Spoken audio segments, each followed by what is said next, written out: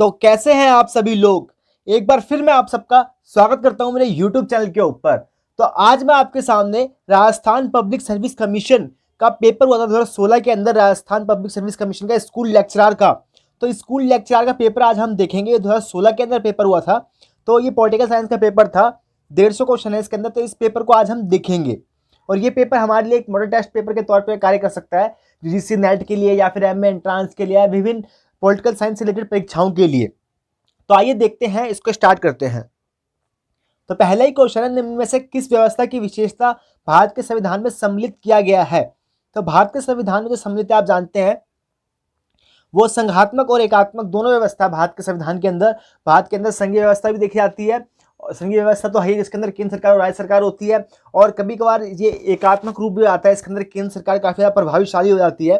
तो अभी हम देख सकते हैं कोरोना के टाइम पे कि केंद्र सरकार का ज्यादा वर्चस्व हो गया था, व्यवस्था एकात्मक हो गई थी, क्योंकि केंद्र सरकार के स्तर पर ही सारे कार्य करे जा रहे थे।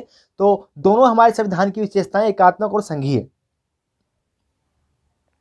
संघीय सूची में कितने विषय सम्मिलित किए गए हैं। जब हमारा देश का संविधान लागू हुआ था तो इसके अंदर 97 विषय थे। वर्तमान के अंदर आप चेक कर लें 100 से ऊपर है शायद। तो जब ये संघीय सूची में पूछा गया तो ये 97 विषय थे जब हमारा देश का संविधान लागू हुआ था। तो ये संघीय विषय में यूनियन लिस्ट के अंदर 97 विषय थे। केंद्र राज्य संबंधों की समीक्षा हेतु किस आयोग की नियुक्ति की गई थी। तो केंद्र राज्य जो संबंधों से संबंधित है वो सरकारी आयोग है। आप जानते हैं सरकारी आयोग ये केंद्र और राज्य जो संबंध है उससे संबंधित एक आयोग है। भारत के राष्ट्रपति का निर्वाचन करते हैं। तो भारत के जो राष्ट्रपति का निर्वाचन करते हैं, आप याद रखें इसको, जितने भी निर्वाचित सदस्य होते हैं वही करते हैं इसके अंदर पार्टिसिपेट। विधानमंडल के सदस्य नहीं करते, विधानसभा के सदस्य पार्टिसिपेट करते हैं इसके अंदर। और इसके अंदर कोई मनोनीत सदस्य इसके अंदर पार्टिसिपेट नहीं करते हैं। संसद के दोनों सदनों के सदस्य और राज्य विधानसभाओं के निर्वाचित सदस्य। तो ये याद रखें आप, निर्वाचित सदस्य इसके अंदर। तो ये कई बार कंफ्यूजन के तौर पर आता है, तो इसका आंसर ये सही है, चौथा। राष्ट्रपति शासन लागू किया जा सकता है।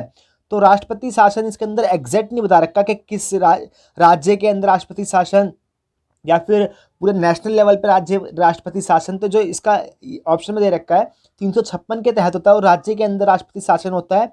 और 352 के तहत जो आपातकाल लगता है वो पूरे देश के अंदर आपातकाल लगता है। और 360 के तहत जो आपातकाल लगता है वो वित्तीय आपातकाल लगता है। ये भारत के अंदर अब तक एक बार भी नहीं लगा है। राष्ट्रीय आपातकाल भारत के अंदर 3 बार लग चुके हैं और राज्य के अंदर तो कई बार लग चुके हैं, आप जानते ही हैं। 368 को आप याद रखें, संविधान के अंदर संशोधन की प्रक्रिया होती है कि संविधान में संशोधन कैसे दिया जाता है, तो ये 368 के तहत होता है। केंद्रीय मंत्रिपरिषद सामूहिक रूप से उत्तरदायित्व होता है। तो जो केंद्रीय मंत्रिपरिषद है वो सामूहिक रूप से उत्तरदायित्व होता है लोकसभा के प्रति। राज्यसभा में कितने सदस्य मनोनीत होते हैं। सिंपल सा है, 12 सदस्य मनोनीत होते हैं इसके अंदर। सर्वोच्च न्यायालय के मुख्य न्यायाधीश की नियुक्ति की जाती है। तो सर्वोच्च न्यायालय के जो मुख्य न्यायाधीश होते हैं उनकी नियुक्ति करते हैं राष्ट्रपति, प्रेसिडेंट ऑफ इंडिया। सर्वोच्च न्यायालय द्वारा किए गए निर्णय की पुनरावलोकन शक्ति किसके पास पर्याप्त है। तो सर्वोच्च न्यायालय की जो पुनरावलोकन की शक्ति पर्याप्त है वो सर्वोच्च न्यायालय के पास, भारतीय सुप्रीम कोर्ट ऑफ इंडिया के पास पुनरावलोकन की शक्ति यानी रिव्यू करने की जो कोई भी चीजें हैं तो सर्वोच्च न्यायालय को यह पर्याप्त है। सर्वोच्च न्यायालय के न्यायाधीशों की सेवा निवृत्ति आयु है तो ये 65 वर्ष है। और उच्च न्यायालय के अंदर जो हाई कोर्ट होते हैं उसके अंदर 62 है, ये भी आप याद रखें। लोकसभा के अध्यक्ष का निर्वाचन करते हैं। तो लोकसभा के अध्यक्ष का जो निर्वाचन होता है वो लोकसभा के जो चुने हुए सदस्य होते हैं वही निर्वाचन करते हैं। तो लोकसभा के सदस्य इसका निर्वाचन करते हैं। इसका सेकंड ऑप्शन सही है। संसद का एक गैर सदस्य अधिकतम कितनी अवधि के लिए मंत्री बना रह सकता है। तो ये बने रह सकते हैं 6 महीने तक के लिए। राज्य के गवर्नर की नियुक्ति करते हैं। तो गवर्नर की नियुक्ति कौन करते हैं, वो राष्ट्रपति गवर्नर की नियुक्ति करते हैं। राज्य के गवर्नर की आयु नियुक्ति के समय कम से कम कितनी होनी चाहिए। तो कम से कम ये होती है 35 वर्ष उनको होना चाहिए कम से कम। और वो दिवालिया नहीं होने चाहिए और किसी लाभ के पद पर नहीं आसीन होने चाहिए। तो 3-4 क्राइटेरिया जिसको उनको पूरा करना चाहिए तभी वो गवर्नर बन सकते हैं। तो देख सकते हैं आप, ये आसान क्वेश्चन है सभी के सभी। राज्य कार्यपालिका के संवैधानिक अध्यक्ष होते हैं। तो राज्य जो कार्यपालिका होती है उसके संवैधानिक जो अध्यक्ष होते हैं वो गवर्नर होते हैं। तो इसका तीसरा सही है। मुख्यमंत्री की नियुक्ति कौन करते हैं? तो मुख्यमंत्री की जो नियुक्ति करते हैं, ये क्वेश्चन काफ़ी विवादित था कि इसको हटा दिया गया था कि नियुक्ति होती है या उनको उनका सिलेक्शन होता है, क्या होता है, तो इसको हटा दिया गया था। तो आपके लिए भी मैं छोड़ के जा रहा हूँ क्वेश्चन कि मुख्यमंत्री की नियुक्ति होती है या फिर उनका चयन होता है। तो आप इसका मुझे ज़रूर बताएं क्वेश्चन के अंदर, कमेंट बॉक्स के अंदर ज़रूर आंसर इसका बताएं। राज्य विधानसभा का नेता कौन होता है? तो जो राज्य विधानसभा का जो नेता होता है वो मुख्यमंत्री होता है। राज्य विधानसभा का जो नेता होता है वो मुख्यमंत्री कहलाता है। राज्य के गवर्नर किसके प्रसाद पर्याप्त पद पर बने रहते हैं? तो अब ऑब्वियस सी बात है, राष्ट्रपति के प्रसाद पर्यंत बने रहते हैं। राज्य विधान परिषद का गठन होता है। तो राज्य विधान परिषद का गठन होता है निर्वाचक मंडल द्वारा। एक इलेक्टोरल कॉलेज होता है जिसके अंदर कुछ सदस्य होते हैं, वही इनका चयन करते हैं। निम्न में से किस राज्य में विधान परिषद नहीं है? तो मैंने इसकी एक ट्रिक भी बना रखी है इसको याद करने की, तो आप याद कर सकते हैं टीबी जुखाम से। तो आप देख सकते हैं, इसको याद कर सकते हैं। तो इसके अंदर जो नहीं है वो राजस्थान के अंदर नहीं है, बाकी उत्तर प्रदेश के अंदर है, महाराष्ट्र के अंदर है और बिहार के अंदर है। राज्य विधानसभा द्वारा पारित धन विधेयक कितनी अवधि में विधान परिषद द्वारा पारित हो जाना चाहिए? तो ये होता है 14 दिनों के अंदर। उच्च न्यायालय के मुख्य न्यायाधीश की नियुक्ति कौन करता है? तो उच्च न्यायालय के जो मुख्य न्यायाधीश होते हैं उनकी जो नियुक्ति होती है वो राष्ट्रपति के द्वारा होती है। और ये राजस्थान से रिलेटेड क्वेश्चन था। राजस्थान उच्च न्यायालय की स्थापना किस वर्ष की गई थी? तो ये की गई थी 1949 के अंदर। पंचायती राज व्यवस्था का उद्घाटन राजस्थान में पूर्व प्रधानमंत्री जवाहरलाल नेहरू ने किस वर्ष किया? तो पंचायती राज व्यवस्था का जो 2 जगह पे भारत के प्रधानमंत्री नेहरू जी ने किया था, राजस्थान के नागौर के अंदर किया था और आंध्र प्रदेश के अंदर उन्होंने एक जिले के अंदर किया था। तो सबसे पहले ये किया गया था, तो ये 1959 के अंदर किया गया था। किस अनुच्छेद के अंतर्गत पंचायतों को संवैधानिक दर्जा प्रदान किया गया? तो पंचायतों को जो संवैधानिक दर्जा दिया गया है वो आर्टिकल 243 में दिया गया है। आप इसको चेक कर ले, इसका कई सब पार्ट है, ए 243 ए बी सी डी। कई बार पूछ लेते हैं कौन किससे रिलेटेड है, इसके गठन से कौन सा रिलेटेड है, इसकी कार्रवाई से कौन सा रिलेटेड है, इसमें मैचिंग के लिए आता है, तो आप इसको याद रखें। और इसके अंदर और भी आर्टिकल दिए गए हैं, इसको देख लेते हैं। 12 जो अनुच्छेद है उसके तहत राज्य को परिभाषित किया गया है। 356 के तहत जो है राज्य के अंदर आपातकाल, और 360 के तहत वित्तीय आपातकाल की बात कही गई है। पंचायत व्यवस्था का सर्वाधिक महत्वपूर्ण अंग है। तो जो पंचायत व्यवस्था है उसका सर्वाधिक महत्वपूर्ण अंग है ग्राम सभा, जहां से ये चुनी जाती है, ग्राम सभा। शीत युद्ध की समाप्ति का प्रमुख कारण था। तो शीत युद्ध की समाप्ति का प्रमुख कारण था सोवियत संघ का विघटन हो जाना, शीत युद्ध की समाप्ति का प्रमुख कारण था। चौथा आंसर इसका सही था। वर्तमान विश्व परिदृश्य में एक नए परिवर्तन का उदय हुआ है, वह है। तो वर्तमान में जो अभी सिनेरियो में जो डेवलपमेंट हैज बीन टेकन, तो क्या हुआ है उदय? तो ये जो हुआ है ये अमेरिकी प्राधान्य, क्योंकि विश्व में पहले 2 प्राधान्य ग्रुप थे, एक यूएसएसआर था जिसे सोवियत संघ कहते थे, और अमेरिका। तो यूएसएसआर का पतन होने के बाद अभी अमेरिकी प्रभुत्व काफ़ी ज़्यादा है, और अब इसको काउंटर करने के लिए कहीं ना कहीं इंडिया और चाइना आगे आए हैं। संयुक्त राष्ट्र संघ की स्थापना हुई थी। तो सिंपल सा क्वेश्चन है, इसको आप बस नॉर्मल याद कर सकते हैं। तो 1945 के अंदर हुई थी। निम्न में से कौन सा कथन सही है? तो आइए देख लेते हैं इसमें से कौन सा कथन सही है। राज्य एक कृत्रिम संस्था है, राज्य स्वाभाविक संस्था है। इसके अंदर पता नहीं किस चीज़ के संदर्भ में कहा गया है, लेकिन जो इसकी ऑफिशियल आंसर की के अंदर सेकंड दिया गया, तो ये देख मैं इसका सेकंड आंसर लगा रहा हूँ। तो इसके अंदर बताया नहीं है किस संदर्भ में कौन सा सही है या गलत है। नेक्स्ट क्वेश्चन देख लेते हैं। राज्य का सर्वाधिक महत्वपूर्ण तत्व है। तो राज्य का जो सर्वाधिक महत्वपूर्ण तत्व है वो याद रखें संप्रभुता। अगर ये तीनों चीज़ भी होंगी तो किसी राज्य को हम राज्य तभी तक कह सकते हैं, यानी उसके पास संप्रभुता हो, यानी वो आंतरिक और बाहरी तौर पे किसी भी डिसीजन को लेने में स्वतंत्र हो, इंडिपेंडेंट हो, किसी के ऊपर रिलायबल ना हो, तो उसे ही हम एक राज्य कह सकते हैं। अगर हम गुलामी भारत को देखें, कॉलोनियलिज्म के टाइम से पहले, यानी उपनिवेश के टाइम, भारत के पास जनसंख्या भी था, क्षेत्र भी था, सरकार भी था, लेकिन संप्रभुता नहीं थी। भारत के पास अपने डिसीजन लेने की कोई क्षमता नहीं थी।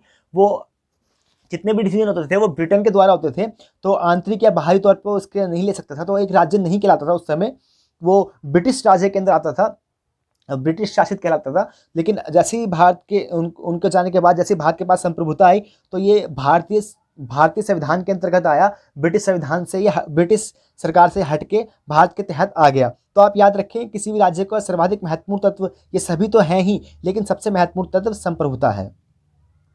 राजनीतिक विज्ञान की सबसे बड़ी सेवा यह होगी कि प्रभुत्व की अवधारणा को समाप्त कर दिया जाए। किसने कहा? तो इसको याद कर सकते हैं, लास्की ने ये कहा था। राज्य संघों का संघ है, ये क्वेश्चन कई एग्जामों में रिपीटेड पूछा गया है। State is a association of association, तो ये किसने कहा है? तो ये कहा है लास्की ने कहा, जितना मुझे याद है, तो आप एक बार चेक कर लें, लास्की ने ये कहा था। ऑस्टिन की प्रभुसत्ता के सिद्धांत का सर्वाधिक महत्वपूर्ण निर्धारक तत्व, ऑस्टिन की प्रभुसत्ता का जो सर्वाधिक महत्वपूर्ण निर्धारक तत्व है वो है निरंकुशता, इट्स एब्सोल्यूट। तो पहले इसका सही है। कार्यपालिका के नामधारी अध्यक्ष का सर्वोत्तम उदाहरण, the best example of nominal head of the executive. तो जो नाम मात्र के अध्यक्ष होते हैं भारत के अंदर, आप देखते हैं जो कार्यपालिका के जो अध्यक्ष हैं वो नाम मात्र के हैं। तो इसके अंदर इंग्लैंड का, जहाँ पे ब्रिटेन के राजा के या रानी के तहत शासन किया जाता है, तो वहाँ पे नाम मात्र के अध्यक्ष होते हैं। तो इसका तीसरा ऑप्शन सही है। अध्यात्मक शासन प्रणाली में कार्यपालिका अध्यक्ष, अध्यात्मक यानी प्रेसिडेंशियल जो सिस्टम होता है उसके अंदर कार्यपालिका अध्यक्ष वास्तविक होता है, आप जानते ही हैं। तो इसका पहला ऑप्शन सही है, वास्तविक अध्यक्ष होता है इसका। निम्न में से किस देश में बहुल कार्यपालिका है? तो ये बहुल कार्यपालिका आप जानते हैं स्विट्जरलैंड के अंदर है। काफी रिपीटेड क्वेश्चन है ये, और यहाँ पे 7 एग्जीक्यूटिव होते हैं जो निर्णय को लेने में महत्वपूर्ण योगदान देते हैं। ब्रिटिश संसदीय व्यवस्था के संदर्भ में ऐसा कहा जाता है कि, तो ब्रिटिश संसदीय व्यवस्था के संदर्भ में कहा जाता है कि ये संसद कैबिनेट मंत्री परिषद का वर्चस्व होता है इसके अंदर। किस देश में उच्च सदन अथवा द्वितीय सदन विश्व का सर्वाधिक शक्तिशाली सदन माना जाता है? तो उच्च सदन यानी जो अपर हाउस है सबसे सर्वाधिक किस देश में माना जाता है? तो ये अमेरिका के अंदर इसको माना जाता है। भारत में संघीय कार्यपालिका सामूहिक रूप से उत्तरदायित्व है। तो भारत की संघीय पालिका जो सामूहिक रूप से उत्तरदायित्व है वो उत्तरदायित्व लोकसभा के प्रति। अगर लोकसभा किसी भंग हो जाती है, अगर अपना वहाँ पे अपना नहीं कर पाती है विश्वास प्रस्ताव को पास, तो उनको अगर किसी प्रस्ताव को पास नहीं कर पाते तो सभी जितनी भी सरकार के सदस्य होते हैं सबको इस्तीफा देना पड़ता है, और ये किसी भी कार्य के लिए लोकसभा के प्रति ही उत्तरदायित्व होती है। निम्न में से चुनिए, न्यायपालिका की कुशलता के लिए पहली आवश्यकता है। तो न्यायपालिका की कुशलता के लिए जो पहली आवश्यकता है वो सबसे पहला है स्वतंत्र न्यायपालिका होनी चाहिए न्यायपालिका की कुशलता के लिए।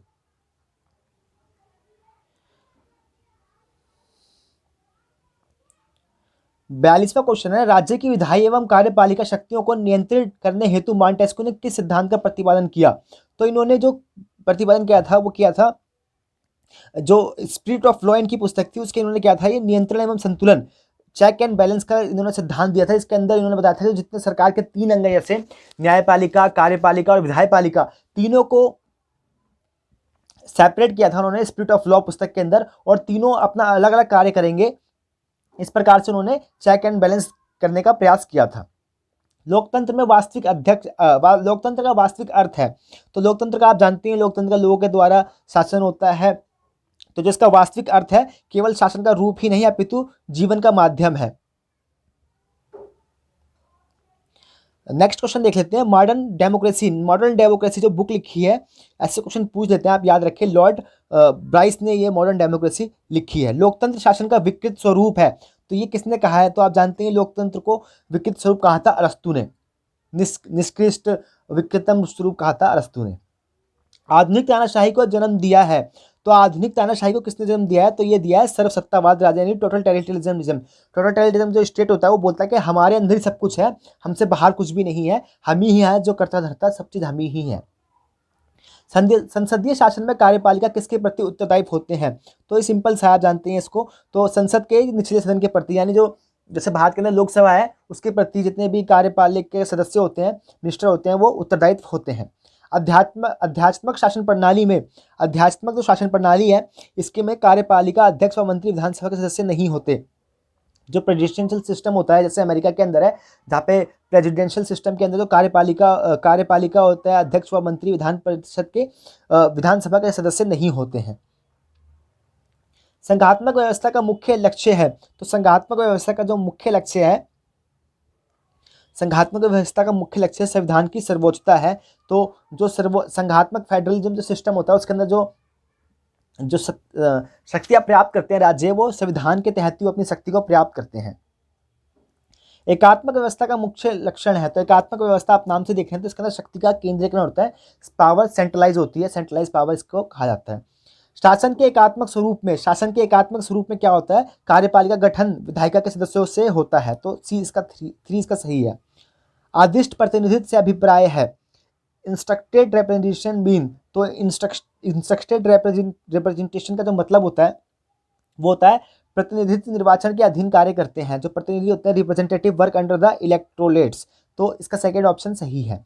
निम्न में से किस प्रणाली द्वारा अल्पसंख्यकों का प्रतिनिधित्व सुनिश्चित हो सकता है, तो जो माइनॉरिटी सिस्टम, माइनॉरिटी का जो प्रतिनिधित्व हो सकता है तो किस व्यवस्था के तहत होता है, ये अनुपातिक, जितने अनुपात में हो, जितने प्रपोर्शन में हो उसका उनका प्रतिनिधित्व हो, इसके आधार पे अनुपातिक प्रतिनिधित्व प्रणाली के आधार पे अल्पसंख्यकों का प्रतिनिधित्व हो सकता है।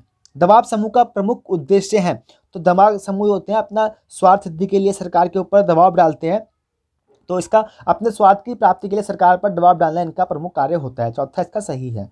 दबाव समूह की तकनीक है, दबाव समूह की तकनीक क्या क्या है, तो वो तो धमकी देना, मूल्य आधारित मांगे करना, अभिजन वर्ग का समर्थन, सहानुभूतिपूर्ण रवैया नहीं, सहानुभूतिपूर्ण उनका रवैया होता है, ये इसके अंदर लगभग सभी ही सही हैं, तो उनका अभिजन वर्ग का भी समर्थन होता है, मूल्य आधारित मांगे होती हैं, धमकी देना, असहानुभूत रवैया, यानी ये गलत हो सकता है, सहानुभूति होती है उनके प्रति लोगों की, तो असहानुभूतिपूर्ण रवैया नहीं हो सकता, बाकी ये तीनों सही हैं। रिपब्लिक का लेखक कौन है, तो सिंपल सा क्वेश्चन है, थोड़ा काफ़ी पुराना क्वेश्चन पेपर है तो इसके अंदर ज़्यादा डिफिकल्टली पूछे गए हैं, तो नॉर्मली पूछा गया। जो रिपब्लिक के जो लेखक हैं वो प्लेटो हैं। पत्नियों एवं संपत्तियों के समाजवादी सिद्धांत के प्रतिपादक कौन है, तो आप जानते हैं प्लेटो हैं। अर्थशास्त्र पुस्तक चाणक्य ने लिखी थी, आप जानते हैं, कौटिल्य जी पे आते हैं। राज्य की सर्वोच्चता का समर्थन किसने किया, राज्य की सर्वोच्चता का समर्थन किया था हीगल हो गए, हमारे मैकावली हो गए, इन सब ने राज्य की सुप्रीमेसी का समर्थन किया, तो इसका आंसर बी मैकावली सही है। राजा शेर की तरह साहसी, ये मैकावली ने कहा था, बहुत फेमस कोटेशन की, राजा शेर की तरह साहसी एवं लोमड़ी की तरह चालाक होना चाहिए। तो अभी कुछ क्वेश्चन 60 क्वेश्चन मैंने इस वीडियो के अंदर करे हैं, मैं नेक्स्ट वीडियो के अंदर पूरे क्वेश्चन करने के लिए लाने की प्रयास करूंगा। उम्मीद करता हूँ आपको अच्छा लगा होगा, अगर कुछ कमी रखें तो मुझे कमेंट करके जरूर बताएं, मैं आने वाली वीडियो के अंदर जरूर सुधारने का प्रयास करूंगा। आपने मेरी वीडियो को देखा, इसके लिए तहे दिल से आपको धन्यवाद। अपना नाम रोशन कीजिए, अपने परिवार का नाम रोशन कीजिए, अपने देश का नाम रोशन कीजिए। इसी उम्मीद के साथ thank you so much for watching my video.